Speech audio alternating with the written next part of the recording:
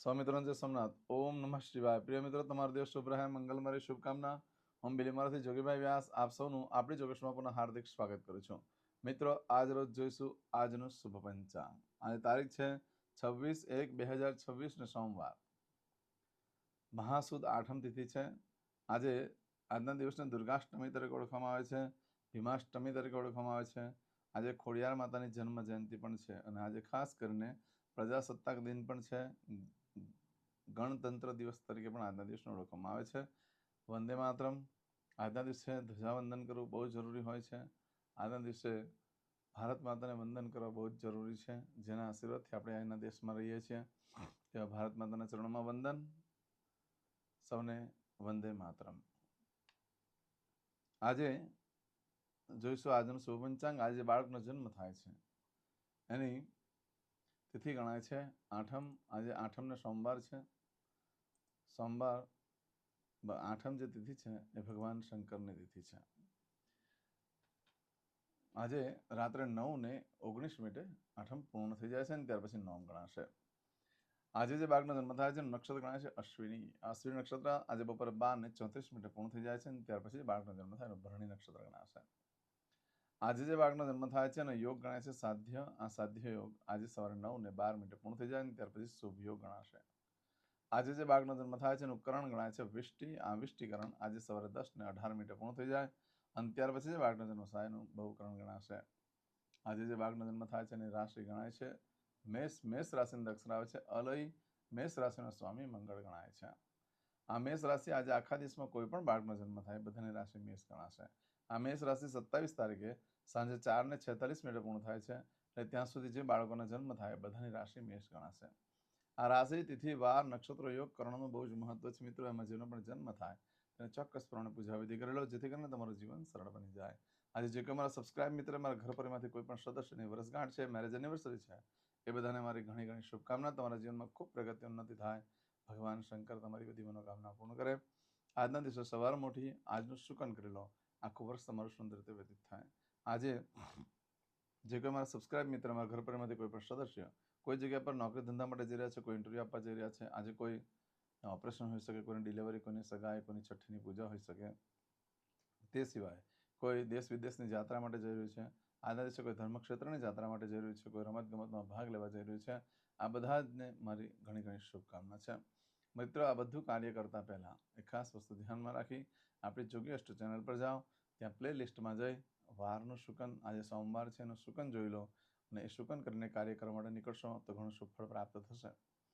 આજના દિવસે એમ તો તમે ઘરેથી નીકળો છો કોઈ પણ કામ કરવા માટે કે એમને નીકળી રહ્યા છો તો આટલું તો ચોક્કસ કરીને નીકળવું। ઘરેથી નીકળો છો ત્યારે માતાને વંદન કરીને નીકળો, દેવસ્થાનમાં ભગવાનને પગે લાગીને કહેવાનું કે મારા દરેક કાર્યમાં મારી સાથે રહેજો। આજના દિવસે માતાને વંદન કરવાથી પૂર્ણ પ્રકાર કૃપા પ્રસાદી પ્રાપ્ત થાય છે અને આજના દિવસે માને વંદન કરીને નીકળવાથી કાર્ય સિદ્ધ થતું હોય છે। આજના દિવસે પક્ષીને દાણા નાખવાથી દરિદ્રતા દૂર થાય છે। આજના દિવસે કોઈ પણ કાર્ય કરવા માંગો છો તેના માટે પણ એક ચોક્કસ શુભ સમય હોય છે, જે આપણે જોઈ લઈએ। આજે સવારે 6 થી 7:30 વાગ્યા સુધીનો સમય શુભ રહેશે। એ સિવાય આજે સવારે 9 થી 10:30 વાગ્યા સુધીનો સમય પણ શુભ રહેશે, તેમજ બપોરે 1:30 થી સાંજે 7:30 વાગ્યા સુધીનો પણ સમય શુભ રહેશે। રાત્રે 10:30 થી રાત્રે 12 વાગ્યા સુધીનો સમય શુભ રહેશે અને આવતીકાલે મળસ્કે 1:30 થી સવારે 6 વાગ્યા સુધીનો સમય શુભ રહેશે।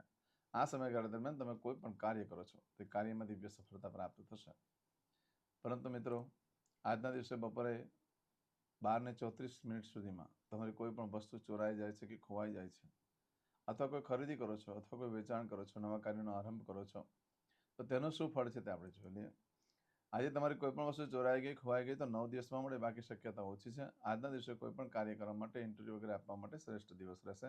આજના દિવસે ખોવાયેલી ઘણી વખત આપણે જે આજના દિવસે કાર્ય કરીએ છીએ એ વારે ઘડીએ કરવાનો યોગ ઊભો થાય છે, એવો આજનો દિવસ છે। આજના દિવસે દસ્તાવેજ ઉપર સાઇન કરવા માટે ચાલે એમ છે, વાહનની ખરીદી કરવા માટે પણ ચાલે એમ છે। આજના દિવસે એવા કાર્ય કરો કે જે વારે ઘડીએ કરવાથી ઘણો લાભ થઈ શકે, એવો ધંધો વેપાર હોય કે જે વધુને વધુ કરવાથી વધારે લાભ થઈ શકતો હોય, ધન લાભ પ્રાપ્તિ થઈ શકતી હોય, એવા બધા ધંધા વેપાર આજથી તમે શરૂ કરી શકો છો।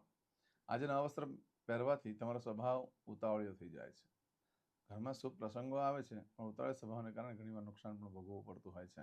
માટે નવા વસ્ત્ર પહેરો તો વાંધો નહીં, પણ સ્વભાવને શાંત રાખી ઉતાવળના નિર્ણય ન લેશો.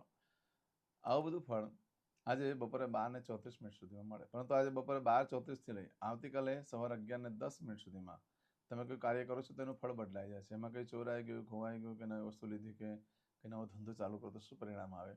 તો આ સમયગાળા દરમિયાન કોઈ પણ વસ્તુ ખોવાઈ જાય તો 15 દિવસમાં મળે, બાકી શક્યતા ઓછી છે.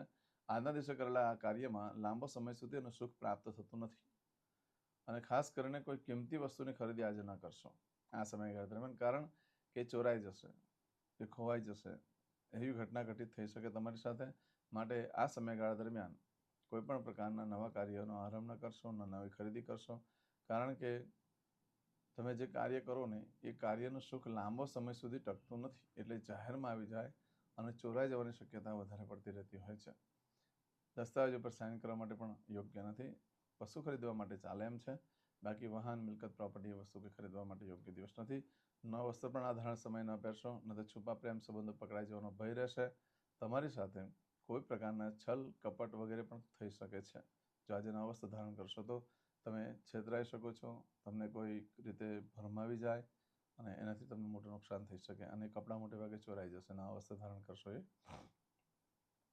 પણ મિત્રો આજે આખો દિવસમાં જોતા આમ એકંદરે નોંધ ખાસ, આજે એકંદરે જે સમય શુભ છે એ સમય તમને કહી દઉં. એના સિવાય કોઈ પણ સમયગાળા દરમિયાન કોઈ કાર્યનો આરંભ ન કરશો, ન કોઈ ખરીદી કરશો. આજનો સમય છે સવારે 10:18 થી બપોરે 12:18 જે સમય છે એ શુભ ગણાશે. બાકી એના સિવાયના આગળ કામ કરશો, ને પાછળના સમયમાં કામ કરશો, એ સમયગાળા દરમિયાન કાર્ય કરશો તો યોગ્ય નહીં રહે, કંઈ ને કંઈ પ્રકારનું નુકસાન થઈ શકે છે. એટલે આજે સવારે 10:18 થી બપોરે 12:18 સુધીનો સમય શુભ ગણાશે. ચમચીમાં પાણી લઈ લો. અદ્યતને માસના માસોત્તમ બ્રહ્મ પવિત્ર મહામાસે શુભે શુક્લ પક્ષે અષ્ટમ્યાયામ ચંદ્રમાસ રવિત્તાયામ આજે પૂજા પતી જાય એટલે કે સંકલ્પ થઈ જાય પછી વંદે માતરમ લખીને બધા મને કોમેન્ટ્સ કરજો. યુટ્યુબ ઉપર હું તમને સામે લાઈક આપીશ. જય હિન્દ લખી શકો છો, વંદે માતરમ લખી શકો છો. હવે દરેક જણા પોતાનું સાચું નામ બોલી દો. તમારું ગોત્ર ખબર હોય તો ગોત્ર બોલી દેવાનું. પછી બોલવાનું છે અહમ, મમ, આત્મન, શ્રુતિ, સ્મૃતિ, પુરાણોક્ત, પુણ્ય, ફલ, પ્રાપ્તિ, અર્થમ, અપ્રાપ્ત, લક્ષ્મી, પ્રાપ્તિ, અર્થમ, પ્રાપ્ત, લક્ષ્મી, ચિરકાલ, સૌ, રક્ષણાત્મક, લોકેવા, સભાયામ, રાજદ્વારે, વ્યાપારે, વિદ્યા અભ્યાસે, દેશે, વિદેશે, સર્વત્ર, યશ, કીર્તિ, વિજય, લાભાદि, પ્રાપ્તિ, અર્થમ, મમ, અખિલ, કુટુંબસ્ય, આયુ, આરોગ્ય, ऐश्वर्यादि, प्राप्ति, अर्थम, मम, जन्म, समय, तथा च विप्र, वृंदानां, जन्म, समय, जन्म, कुंडली, मध्ये, स्थित, ग्रहः, गोचर, ग्रहः, महादशा, अंतर्दशा, प्रत्यंतर्दशा, तथा च योग, युति, दृष्टि, मध्ये, शुभ फल, प्राप्ति, अर्थम, भय, रोग, शत्रु, बाधा, दोष, मारण, तारण, मंत्र, तंत्र, अरिष्ट, दोष, पीड़ा, निवृत्ति, अर्थम, भूत, प्रेत, पिशाचादि द्वारा रचित अरिष्ट, दोष, निवृत्ति, अर्थम, मम, सकल, मनवांछित फल. હવે તમારા મનમાં જે કઈ ઈચ્છા હોય તે બોલી જવાનું.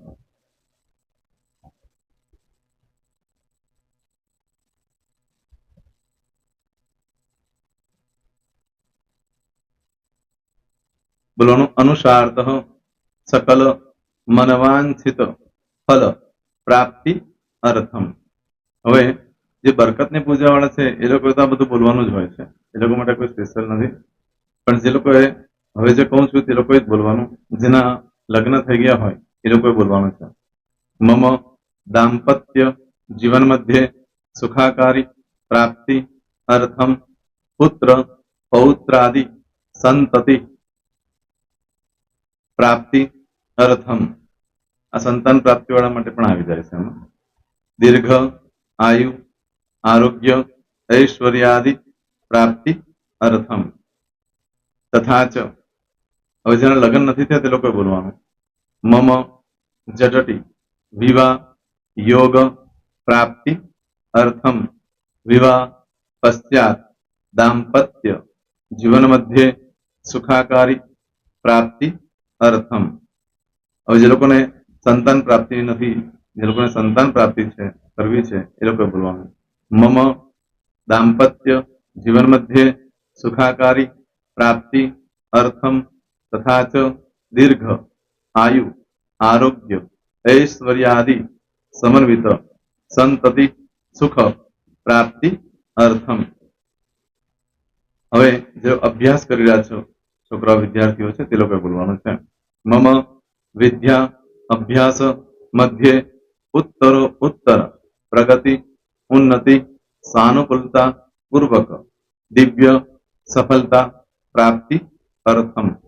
હવે જે લોકો વિદેશમાં જવા માંગતા હોય કે સીટમાં જવા માંગતા હોય, મતલબ ભારત દેશની બહાર જઈને ધંધો વેપાર કરવા માંગતા હોય એ લોકોએ, અથવા વિદેશ જવા માંગતા હોય કાયમ માટે, એ લોકોએ બોલવાનું છે.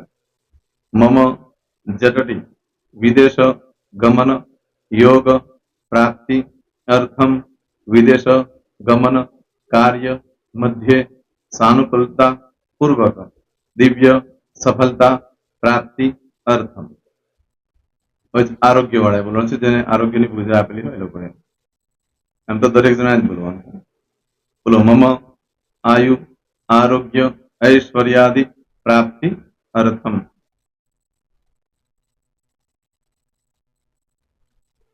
હવે દરેક જણા બોલવાનું.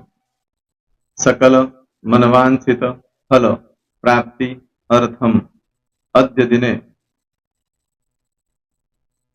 પ્રધાન દેવતાનામ નિત્ય દિન અનુસારતઃ પૂજન અર્ચન કર્મણિ અહમ કરીશ્યે. પાણીવાળી થાળીમાં પાણી મૂકી દેવાનું છે.